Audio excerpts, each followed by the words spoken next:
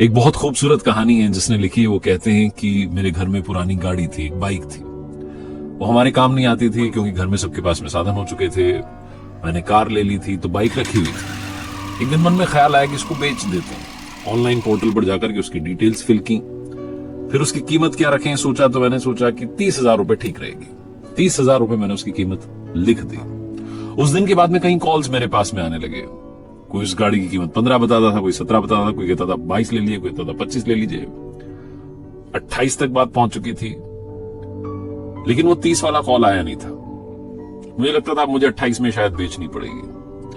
तभी शाम के समय कॉल आया, बुजुर्ग आवाज थी। वो बुजुर्ग व्यक्ति कह रहे थे कि आपकी गाड़ी का विज्ञापन हमने देखा, बेटा बता रहा था इंजीनियरिंग कर रहा है, आखिरी साल है। कभी पैदल गया है कॉलेज में, कभी बस से गया है, कभी धक्के खाते हुए गया है, कभी किसी की बाइक पर बैठ के गया है। लेकिन मेरे दिल में इच्छा है कि आखिरी साल में तो कम से कम अपनी गाड़ी से जाए। बाबू साहब ज्यादा पैसे नहीं है, लेकिन आपसे दरखास्त कर रहा था, बाइक आपकी अच्छी लग रही है और बच्चे को पसंद भी आई। वो कह रहा है पापा यही वाली चाहिए। आपसे हाथ जोड़ के निवेदन है, थोड़ा सा समय दे दीजिए, मैं पैसे लेकर के आऊंगा पूरे और गाड़ी लेकर के जाऊंगा, आप किसी को दीजिएगा मत। ऐसा बोलकर के उन्होंने फोन काट दिया। मैं सोचने लगा कि उन्होंने ये भी नहीं कहा कि 15 में दे दीजिए, 18 में दे दीजिए। उन्होंने कहा पूरे पैसे लेकर के आऊंगा, लेके जाऊंगा। और उनकी आवाज से लग रहा था कि वो बहुत ज्यादा परेशानी में है, उनके पास में ज्यादा पैसे हैं नहीं। शाम का समय था, घर में संध्या आरती होने वाली थी।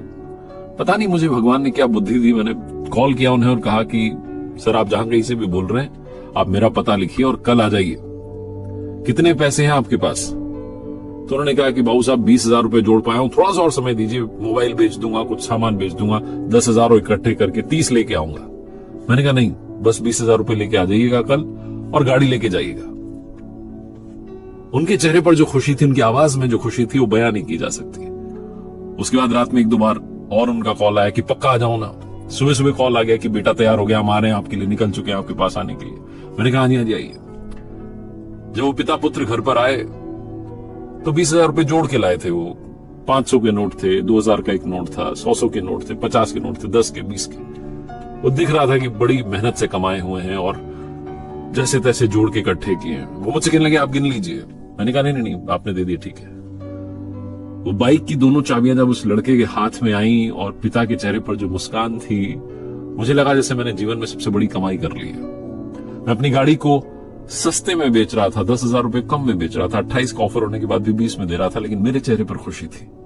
वो जो रुपए लेकर के आए थे उसमें मैंने 500 रुपए के नोट उन्हें वापस दिए और कहा जाते जाते मिठाई खरीद लीजिएगा। क्योंकि मन में एक बात थी कि क्या पता इनके पास में पेट्रोल डलाने के पैसे होंगे, नहीं होंगे। अगर होंगे भी तो मिठाई खरीद लेंगे, थोड़ा पेट्रोल डला लेंगे। वो पिता पुत्र मुझे बहुत सारे दुआएं देकर के, वो जो बुजुर्ग थे वो मुझे बहुत सारा आशीर्वाद देकर के वहां से गए। उस दिन ऐसा लगा जैसे जीवन की कमाई कर ली।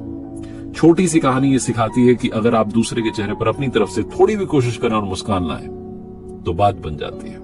एक बार फिर से वही बात जो अक्सर आपसे कहता हूं, ऊपर वाले के आशीर्वाद, अपनी मेहनत और अपनों के प्यार के साथ कर दिखाओ कुछ ऐसा कि दुनिया करना चाहे आपके जैसा।